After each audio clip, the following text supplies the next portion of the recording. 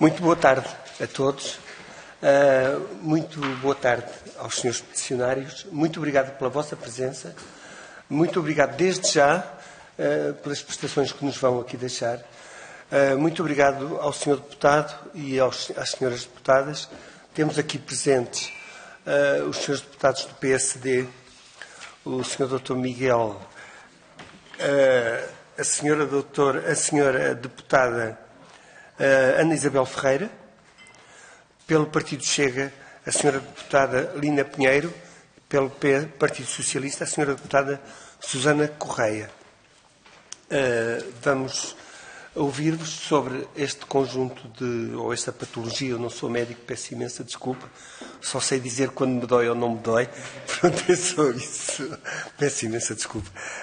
Mas vamos ouvir-vos sobre esta matéria, que será muito interessante e muito útil para esta Casa, para os senhores deputados e as senhoras deputadas decidirem politicamente aquilo que entenderem por bem ter que decidir.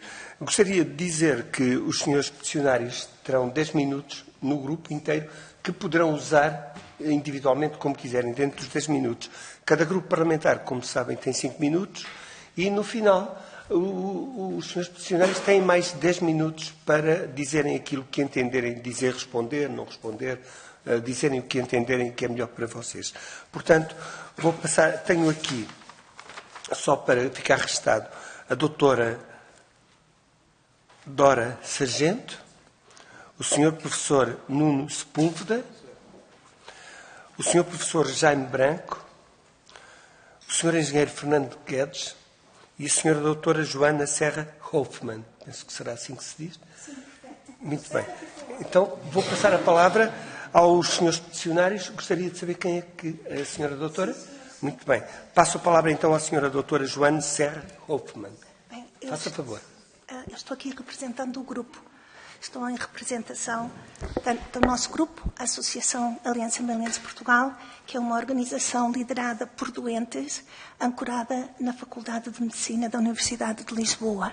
E estou, como vemos muito bem acompanhados com a nossa delegação. Estamos aqui porque existem pelo menos 93 mil portuguesas. Isto é uma estimativa conservadora, mas importante, publicada na Acta Médica Portuguesa há 2 anos, que estão vivendo com encefalomialgia, ou comumente conhecida como síndrome de fadiga crónica. É uma doença multissistémica grave e incapacitante que continua ampliamente invisível para os sistemas clínicos, administrativos e sociais portugueses. Esta doença que nos afeta é reconhecida pela Organização Mundial de Saúde desde 1969 e é integrada também na Classificação Internacional de Doença, na 11ª versão, a revisão publicada também pela mesma organização. Ou seja, é uma entidade conhecida, bem estabelecida. E uma doença biológica. Biológica é assim que se diz, biomédica, não é, doutor? Sim. Na última década, já várias entidades internacionais, como o Instituto de Medicina nos Estados Unidos em 2016, o National Institute for Clinical Excellence no Reino Unido publicou em 2021 as novas normas e múltiplos centros clínicos e científicos já consolidaram o reconhecimento desta doença multissistémica, complexa e altamente incapacitante.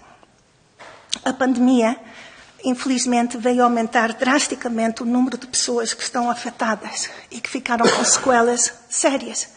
A Covid longa, nas suas manifestações mais severas, partilha mecanismos patofisiológicos com encefalomialgia. E uma percentagem significativa de pessoas com Covid longa cumprem os critérios diagnósticos de EMSFC. Temos muita sorte de ter aqui o Nuno, que é um epidemiólogo português internacional, que tem estudado esta doença muito cautelosamente e quando nós oferecemos certos números é porque sabemos que estão bem fundamentados. Portugal agora enfrenta não apenas um problema pré-existente à Covid longa, que já levava 93 mil portugueses, 2 vezes mais que pessoas com HIV, e mais do que pessoas com HIV-Sida, múltipla esclerose e lúpus em Portugal, juntas. Mas é uma realidade agora pós-infecciosa de ainda maior tamanho, na qual continuamos sem resposta minimamente estruturada. E o problema que trazemos aqui não é apenas clínico, porque tem uma consequência grave, é um problema de organização institucional e de saúde pública. Muitos de nós passamos anos, e por vezes mais do que 2 décadas, foi o caso aqui do engenheiro Fernando Guedes, que nos acompanha, sem diagnóstico atempado, sem orientação clínica coerente e sem assistência minimamente estruturada. Circulamos entre diferentes especialidades, e a doutora Dora vai falar sobre isto, urgências, exames que são os exames errados, não revelam nada, juntas médicas, baixas sucessivas, frequentemente recebendo orientações, indicações da gestão da doença desajustada à complexidade e que agravam a nossa condição. E isto tem, mais além também, são as consequências humanas. Para o Estado português, isto tem consequências enormes. Tem consequências económicas, laborais, e sociais e administrativas muito significativas, porque a falta de resposta não elimina os custos, deslocam, e há quem diga que inclusive os aumenta, porque a doença vai avançando com severidade.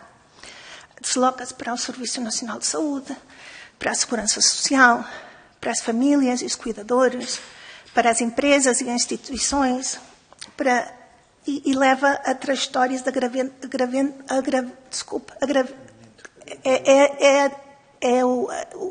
o calor de agravamento clínico que poderiam, pelo menos em parte, poderiam ser mitigadas se houvesse um acompanhamento certo clínico desde o início. Isto não é uma doença que se cura, mas pode-se mitigar e pode-se reduzir a probabilidade de entrar num caso moderado ou moderado severo. Ressalta importar que esta população são pessoas que eram altamente funcionais antes da doença, e queremos aqui que isto fique bem claro, porque há também o preconceito que isto é uma doença psicossomática e que nós somos... Bem, o Dr. Jaime Branco falará sobre isto, mas isto é uma doença que atinge pessoas, muitas vezes no auge das carreiras. Eram pessoas que um dia eram sumamente ativas, como eu. Eu era uma alta funcionária do Banco Mundial, levava carteira em 30 países, e de um dia para o outro caem doentes. E todos nós queremos manter uma participação social, profissional e comunitária. Queremos participar ativamente da vida. Mas sem reconhecimento, sem enquadramento, acabamos frequentemente empurradas para situações de instabilidade, exclusão e agravamento progressivo da doença. Aquilo que pedimos hoje não é extraordinário, realmente é o mínimo que garante dignidade e direito a estes doentes. E não estamos a pedir estruturas gigantescas, nem questões milagrosas. A sorte é que a maioria dos medicamentos que se usam para esta doença usam-se em dose baixa, off-label, e são genéricos, são baratíssimos. Está a ver? Ainda por cima, algumas doenças requerem medicamentos caríssimos. Este não é o nosso caso. E pedimos que Portugal reconheça e responda a esta doença que já é amplamente documentada internacionalmente e que o faça agora, sem mais demora.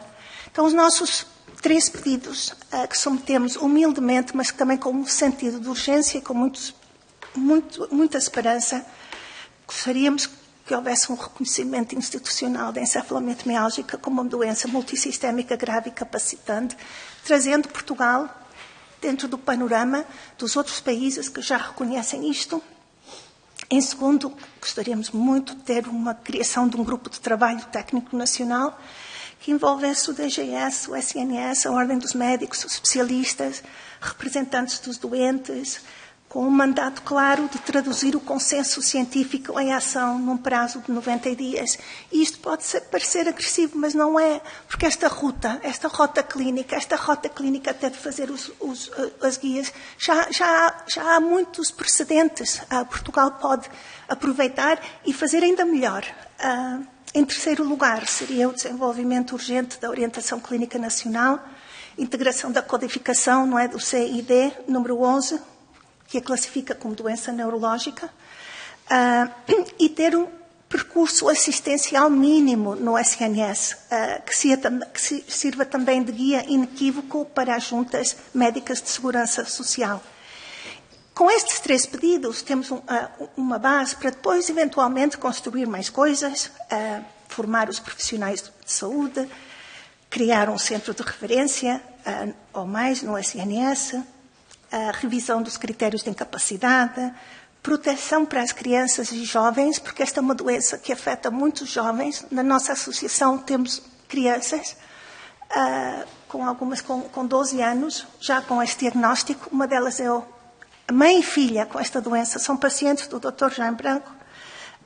E também Portugal tem todos os recursos académicos, o perfil clínico e de investigação para estarem liderando, ou pelo menos participando da investigação biomédica. Não há nenhuma razão porque Portugal não esteja à mesa e seja inovador. Então, nós achamos que Portugal está à altura destes desafios. Já vários países começaram nesta ruta, ou seja, já há guias, há pessoas que nos podem, inclusive, ajudar, não é? E nós gostaríamos, com vossa ajuda, poder começar esse caminho de forma célere, tecnicamente responsável e institucionalmente racional. O que trazemos hoje é um pedido de reconhecimento, organização, racionalidade e também justiça. Queremos reconhecimento de uma realidade clínica já amplamente documentada. Aqui não há, isto não é uma coisa já de facto estabelecida, que nos ajudem a organizar as respostas que até agora permanecem fragmentadas e demonstrar que o Estado português aborda este tema com uma forma de um enquadramento que a doença merece. Achamos que esta audição pode ser o passo decisivo para a viabilização de um projeto de resolução que transforma estas intenções e realidade. Temos hoje vários doentes, muitos doentes que estão nos acompanhando desde a cama, não puderam vir, então também falamos em nome deles.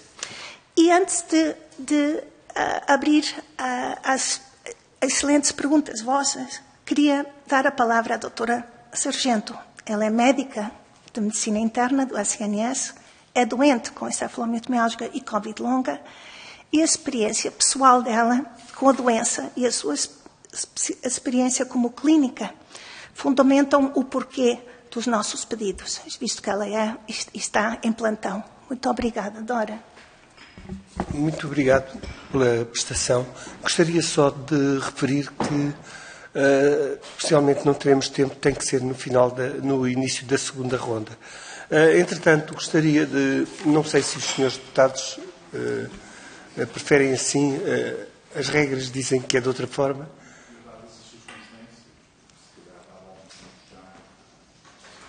Faça a favor, senhora deputada. Muito obrigada, Sr. Presidente. Tendo em conta o tema e a complexidade do tema, se não se alongar muito, eu preferia que fizesse tudo no início e depois íamos para as questões. Sim. A senhora deputada Lina Pinheiro, faça favor. Concordo com o mesmo. Muito bem. Faça favor, senhora doutora. Se for um bocadinho restritivo, agradecíamos. Muito obrigado. Tentar ser rápida e acho que já nos explicou tudo. Só o meu, mais ou menos, um bocadinho de enquadramento resumido e sucinto. Eu sou médica internista, sou médica no Hospital de Santa Maria e durante o período da pandemia estive sempre na chamada linha da frente, não é? Em que recebíamos doentes realmente muito instáveis, doentes para ventilar, etc. E na altura contraí 5 vezes Covid. E estávamos de banco sequencialmente, e urgências e tudo. E comecei a adoecer a primeira vez, logo das primeiras vezes, com alterações essencialmente oftalmológicas. E depois continuei a trabalhar e passados mais ou menos em maio de 2023 tive a 4ª vez de infecção com atingimento cardíaco, com uma miocardite, e depois o processo avança todo até setembro de 2023 em que eu fico em casa com uma pneumonia, tudo na sequência do Covid.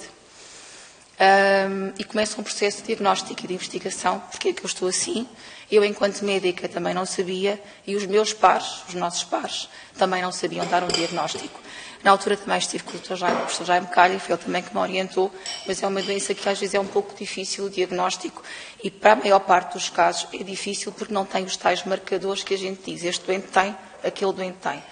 Eu, infelizmente, para mim, e felizmente para mim também, é uma dicotomia, mas é real, eu tenho marcadores, ou seja, eu fiquei cega do olho à esquerda, fiquei com uma insuficiência cardíaca e tenho marcadores cardíacos e desenvolvi uma doença autoimune, ou seja, isto trouxe-me limitações graves e consequências graves. Passei pela experiência como doente, que o nosso Sistema Nacional de Saúde não está preparado para os doentes.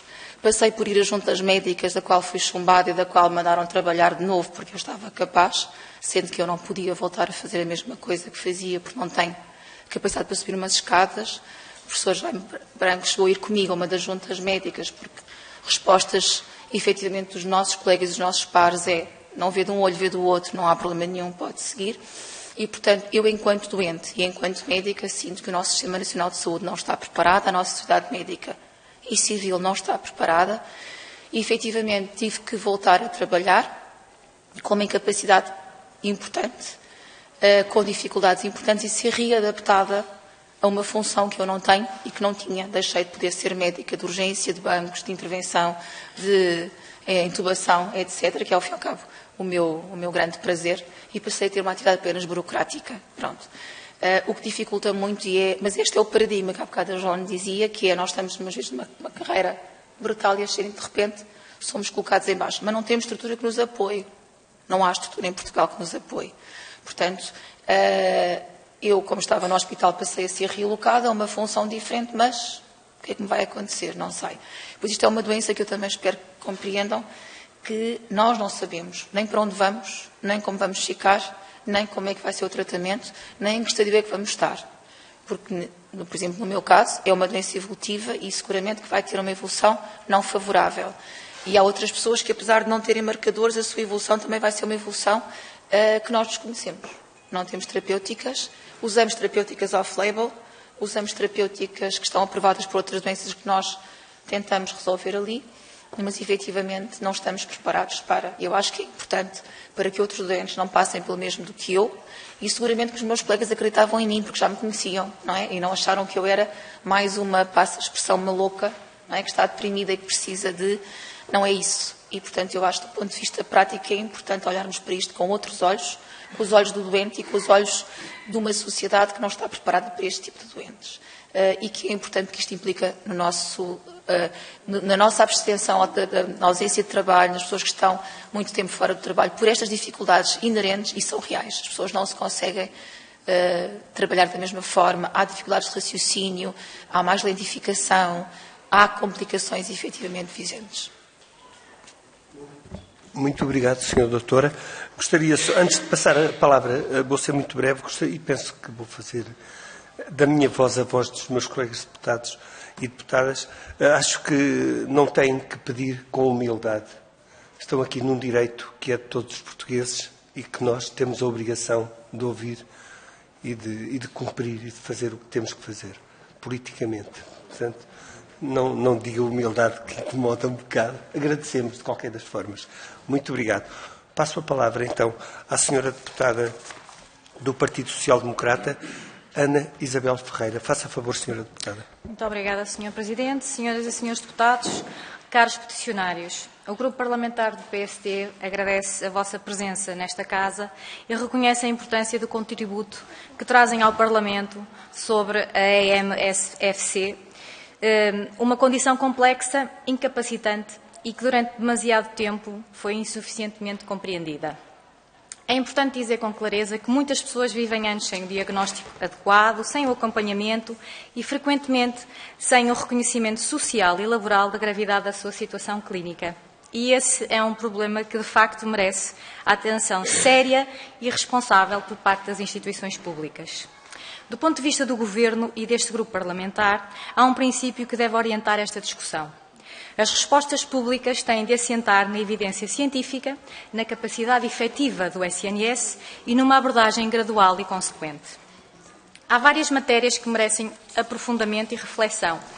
A melhoria do reconhecimento clínico e o diagnóstico precoce, a formação dos profissionais de saúde, a articulação entre cuidados primários e especialidades hospitalares, a recolha de dados epidemiológicos mais robustos e a avaliação da necessidade de respostas diferenciadas no SNS.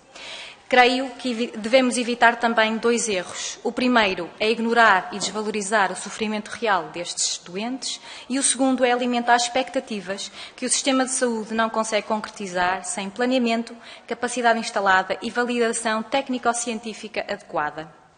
O nosso dever é trabalhar com rigor, ouvir os especialistas, ouvir os doentes e construir soluções sustentáveis. E essa construção exige diálogo institucional, cooperação entre o Ministério da Saúde, o Ministério do Trabalho e da Segurança Social, os profissionais clínicos, investigadores e associações representativas.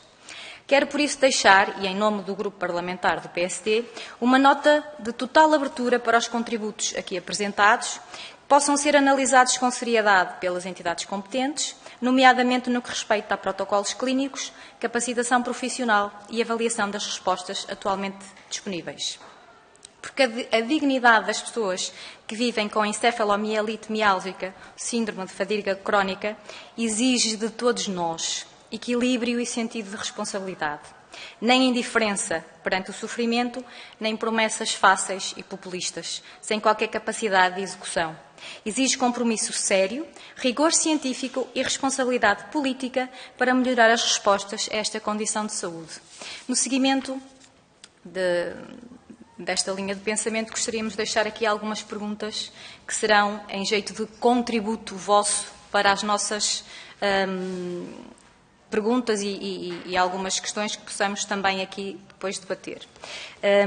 Os peticionários, na sua apresentação, já referiram, não é? A importância do reconhecimento oficial da doença e as alterações, já sugeriram também aqui as alterações necessárias para que este reconhecimento seja efetivamente concretizado. Mas relativamente à formação de profissionais de saúde, quais identificam como sendo atualmente as principais lacunas no diagnóstico e acompanhamento dos doentes? A petição propõe também medidas de integração laboral e educativa. Podem partilhar exemplos concretos das dificuldades enfrentadas pelos doentes no acesso ao trabalho, à escola e aos apoios sociais? E antes de terminar, mais uma vez, em nome do Grupo Parlamentar do PSD, agradecer a vossa disponibilidade para a virem apresentar as vossas reivindicações e os vossos contributos e esperemos conseguir chegar aqui a uma solução que seja profícua. Muito obrigada. Muito obrigado, Sra. Deputada. Passo agora a palavra à Sra. Deputada do Grupo Parlamentar do Chega, Sra. Deputada Cláudia Estevão. Faça favor, Sra. Deputada. Muito obrigada, Sr. Presidente. Cumprimento todos os senhores e senhoras deputadas e cumprimento especialmente aos peticionários. Quero desde já dizer-vos que não ouvi a vossa intervenção inicial, porque estive noutros trabalhos e por isso lamento se naquilo que vos vou dizer cometer aqui algum lapso. Peço que compreendam. Esta petição pede o reconhecimento oficial da encefalomielite miálgica ou síndrome da fadiga crónica. O nome é um pouco irrelevante. O que aqui é mesmo relevante é o facto desta doença ser multissistémica, crónica, grave e incapacitante. E muitas vezes invisível face àquelas evidências que os clínicos precisam para conseguir aferir aquilo que o doente diz que tem.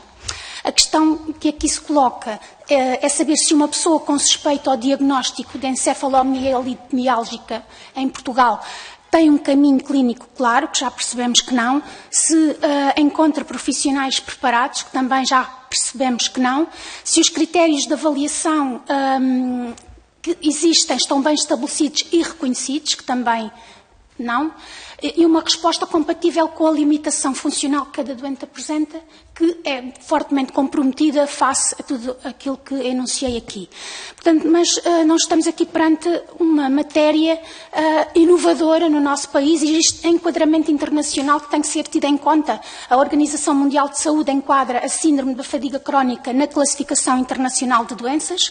O NICE tem orientação clínica específica para o diagnóstico e gestão da ME SFC, e em Portugal a própria Direção-Geral de Saúde, na norma sobre condições pós-Covid-19, reconhece que a natureza e a duração da fadiga em algumas pessoas pós-Covid partilham características com a síndrome da fadiga crónica. E aqui ouvimos, foi o único testemunho que eu ouvi, mas que está aqui expresso na nossa frente. Portanto, falta aqui reconhecimento administrativo, falta aqui orientação clínica, falta aqui formação, falta aqui referenciação, falta quem assuma que estes doentes têm que estar no sistema. Isto são tudo questões. O Parlamento não se consegue, nem deve, nem pode substituir-se aos profissionais de saúde, mas aquilo que podemos é exigir que o Estado não vos deixe entregues à vossa própria sorte ou assentes ou dependentes da insistência da família ou da sensibilidade individual dos clínicos que encontram no vosso percurso. Quero deixar-vos 3 perguntas. Com base na vossa experiência clínica, científica e associativa, onde é que hoje se perde mais tempo no que diz respeito ao percurso do doente? É na suspeição inicial, ao nível dos cuidados de saúde primários, é na confirmação diagnóstica, é na exclusão de outras patologias, é na referenciação hospitalar ou é no reconhecimento da incapacidade funcional? Depois, a segunda pergunta, que resposta consideram ser importante construir em Portugal? Acham que uma norma da Direção-Geral de Saúde poderia ser pertinente? Orientações específicas para os cuidados de saúde primários, consultas especializadas, unidades dedicadas, enfim. O que é que consideram que poderia ser aqui uma mais-valia? E, por fim, na avaliação da incapacidade, que aqui é extremamente relevante e nós sabemos as dificuldades que os doentes que vão fazer estas juntas médicas encontram.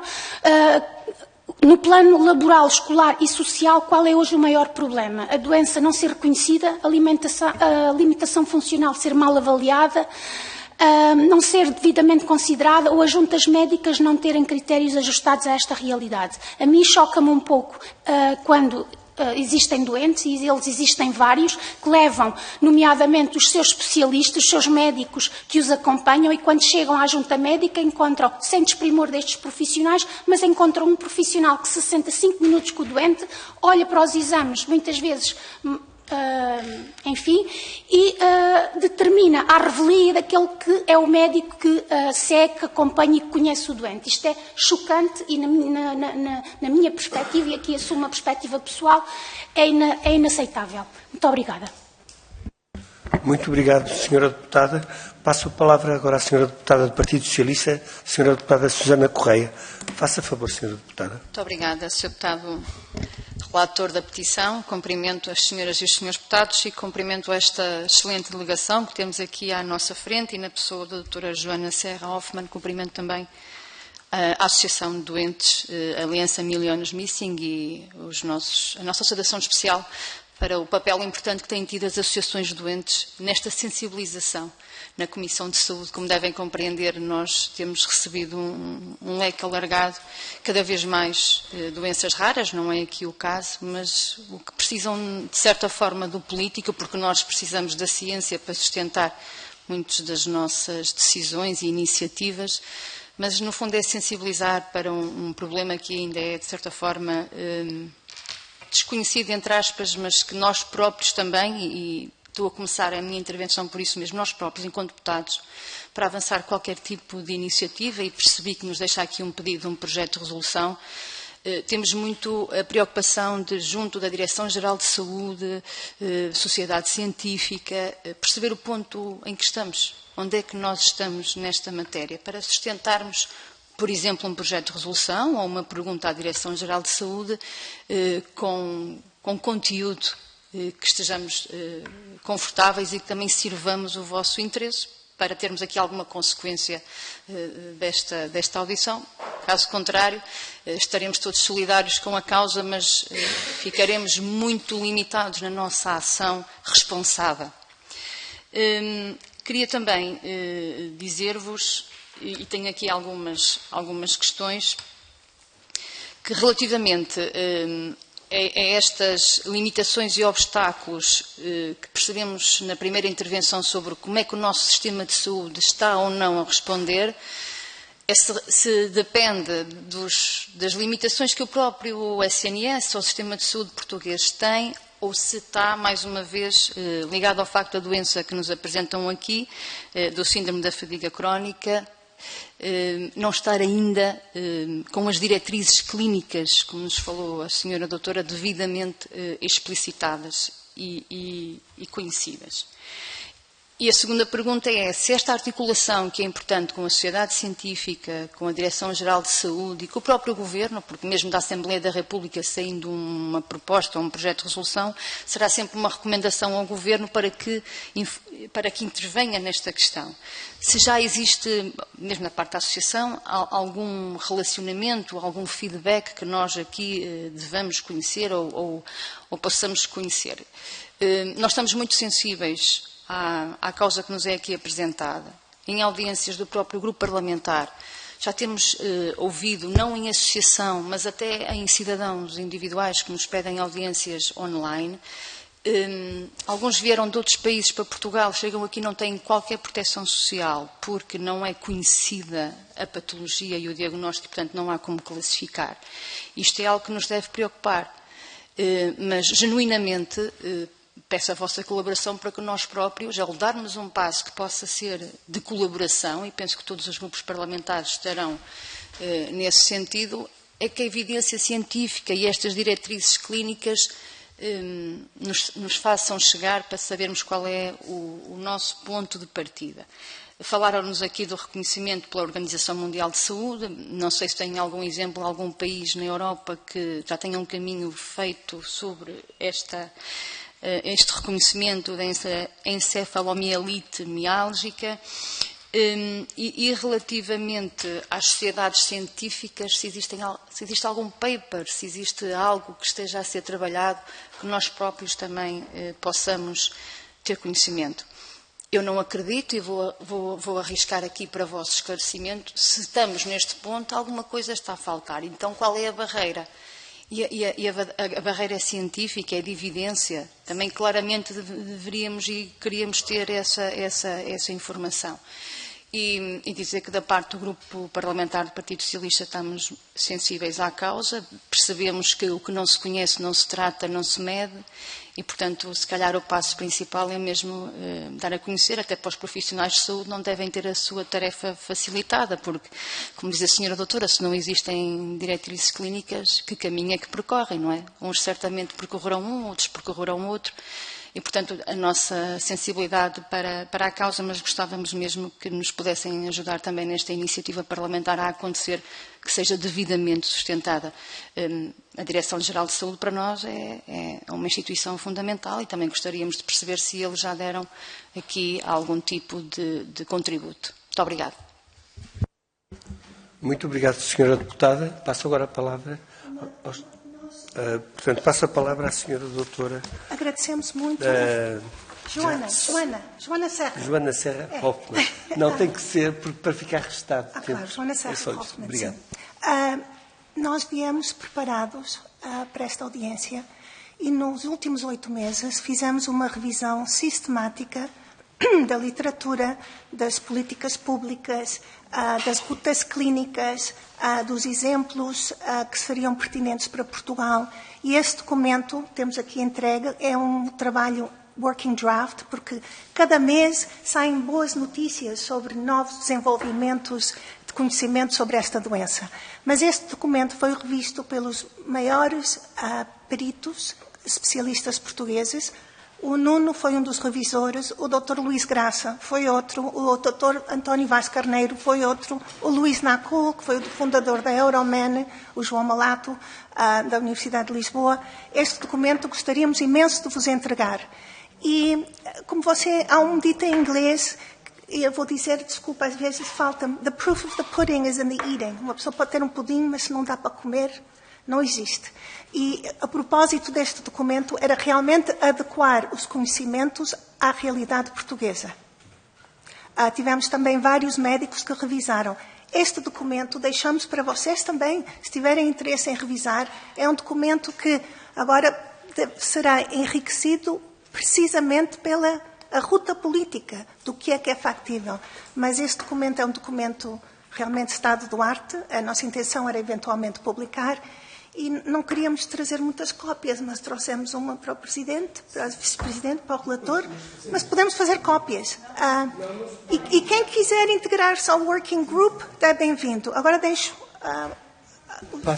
as palavras aos que realmente conhecem sobre este tema. Muito obrigado, Sra. Doutora. Não se preocupe, deixe-me um documento que nós depois fazemos a distribuição.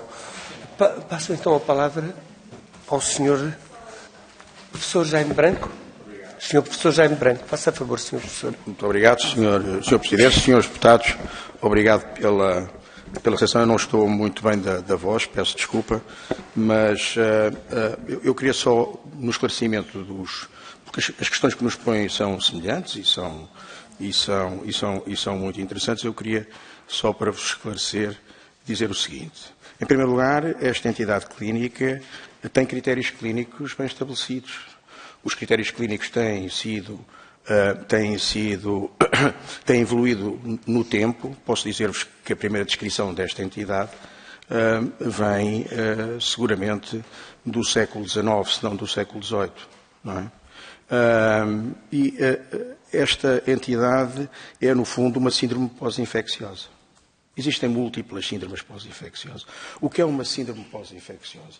É um conjunto de sintomas diversos, que são diversos de doente para doente e que são diversos no próprio doente, de consulta para consulta, muitas vezes, e que não têm nada a ver com os sintomas da infecção anterior.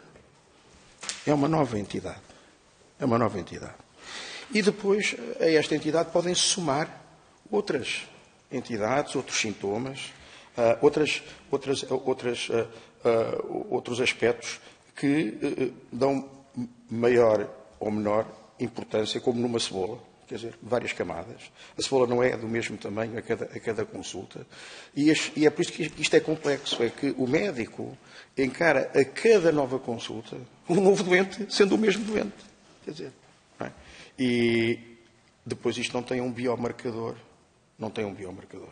Este é o enorme problema para a maioria dos colegas médicos. Convenhamos.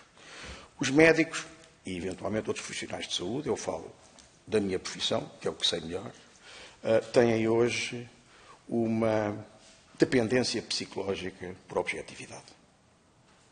Esquecem-se que a maior parte das entidades clínicas, antes de serem descobertas sob o ponto de vista bioquímico, imagiológico, anatomopatológico, não tinham explicação.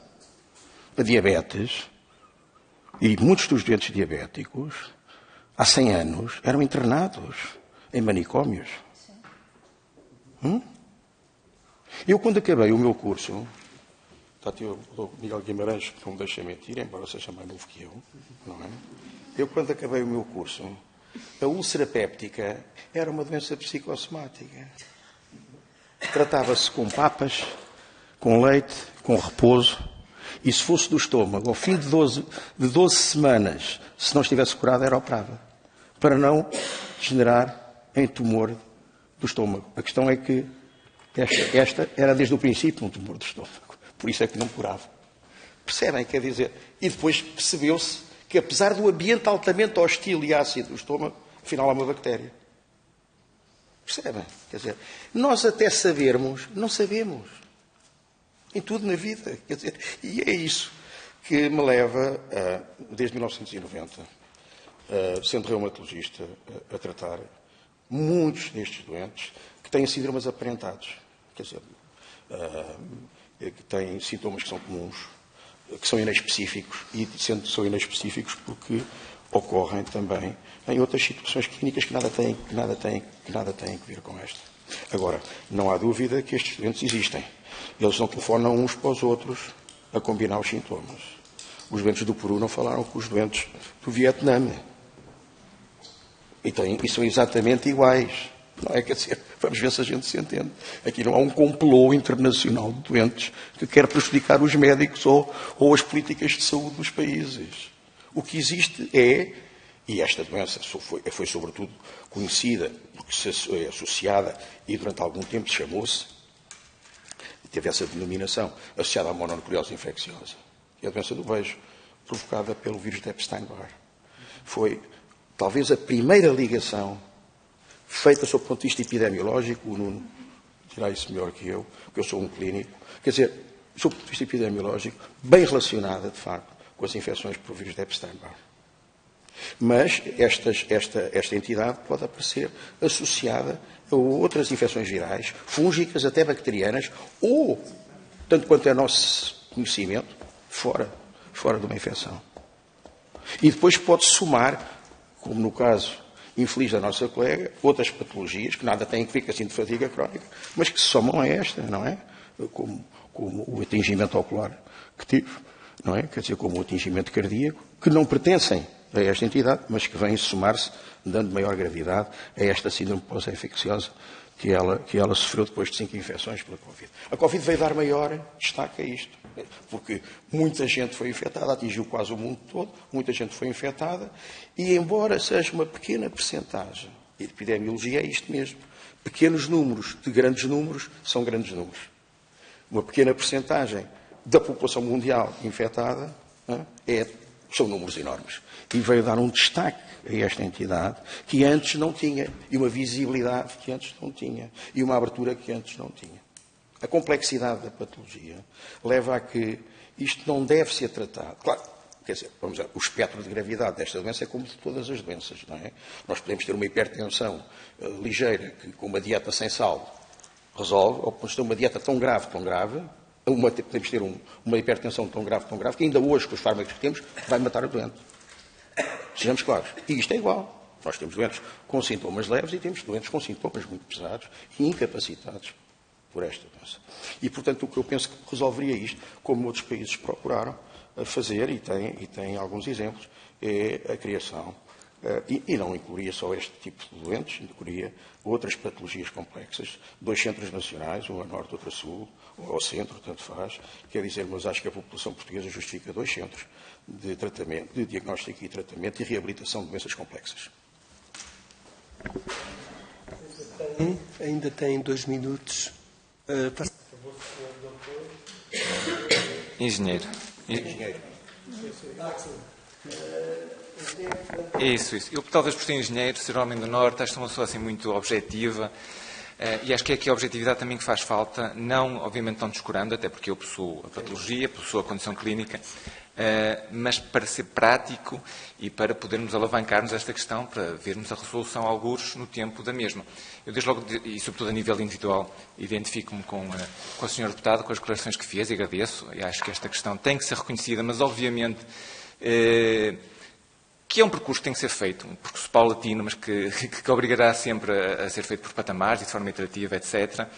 Respondendo no pouco tempo que eu tenho, mas de forma assim muito precisa, há aqui uma notícia excelente que é há tudo por fazer. Portanto, neste momento... Não, ouça, mas é excelente. Eu tenho isto há 27 anos, portanto, digo-lhe isso com esta frontalidade e com esta serenidade possível, que é há tudo por fazer. Portanto, há trabalho externo científico, nomeadamente europeu, e outros países que já não só fizeram esse trabalho de casa prévio, mas inclusive já o implementaram. E, portanto, Portugal tem todas as competências, não para copiar, mas sim para liderar todo este processo. Mas ao haver tudo por fazer, quer dizer que nós, hoje, no aqui e no agora, os senhores deputados, todos nós, e com a ajuda também dos doentes, que são imensos, poderemos, obviamente, pegar nos bons exemplos e no bom trabalho já feito e produzir efeitos aqui internos, que acho que todos temos esse interesse, de uma vez por todas, pegar no assunto e resolvê-lo, ou ir resolvendo o assunto. E isto para dizer que todos nós conhecemos pessoas com esta questão, aliás, olham para mim na rua, certamente não dirão que eu tenho uma patologia que é limitante, que é pronto. E mais, e há aqui uma única questão que eu aclarava, que era, não é diferentes patologias em diferentes doentes. Um paciente pode ter diferentes estádios consoante o tempo, consoante as variações, e obrigatoriamente terá, porque todos estamos a envelhecer, e, portanto, essa é uma notícia que eu também vos dou, que todos vocês sabem, portanto, naturalmente as coisas progridem de uma forma negativa. Mas, objetivamente, para dizer o seguinte, não há trabalho feito. Por exemplo, a nível de juntas médicas, eu não coloco o ónus nos clínicos de todo. Eu já fui a dezenas, sou sempre maltratado, e que o termo é este. Mas ouça, mas eu compreendo quem está do lado de lá. Quem está do lado de lá também está numa tarefa muito difícil e está numa tarefa que tem que ser feita. Portanto, só quem não tem uma tarefa dessas administrativas é que não pode compreender isso. O que é necessário, o que é imperioso neste momento é capacitar os clínicos, os técnicos, os administrativos, capacitá-los novamente, de forma gradual, crescente, contínua, capacitá-los de conhecimento, capacitá-los de formação para que possam reconhecer a doença, saber o que é que estamos a fazer, saber como é que se lida, saber como é que se trata. Portanto, não daria para responder todas as perguntas, mas não há nada feito, há muito para fazer. Nós próprios temos aqui um corpo científico gigante, poderemos fazer parte da solução com todo o gosto, se assim for entendido. E, portanto, é assim, a parte clínica, a parte administrativa, chamamos assim, ou pelo menos costumo eu sistematizar dessa maneira, ambas necessitam de reconhecimento formal, porque sem isso, essa é a base. Pronto, podemos discutir como é que isso se faz, mas essa é a base de tudo. E se conseguirmos já isso, é uma vitória gigantesca. Portanto, eu comecei no século XX com esta questão, isso já vem muito atrás, mas nós permanecemos na idade das trevas em relação a esta questão. Se a reconhecermos, já vamos passar claramente para o século XXI. A partir daí, tudo o resto vai ser trabalho paulatino que tem que ser feito. Meus caros, obrigado por nos ouvirem. Continuação. Muito obrigado. Gostaria só de fazer aqui uma apreciação, que é só uma frase que eu acho que estaremos de acordo todos. É que foi dita aqui uma outra frase, que eu vou repetir agora, que penso que esta Casa, esta Assembleia, que é a nossa Assembleia da República, não vos vai deixar entregues à vossa sorte, porque, senhores deputados, a sorte destas pessoas pode um dia ser a nossa sorte. Portanto, muito obrigado por estarem presentes, muito obrigado pelas vossas prestações. Senhor deputado, senhoras deputadas, muito obrigado e espero que tenha sido útil. Muito obrigado.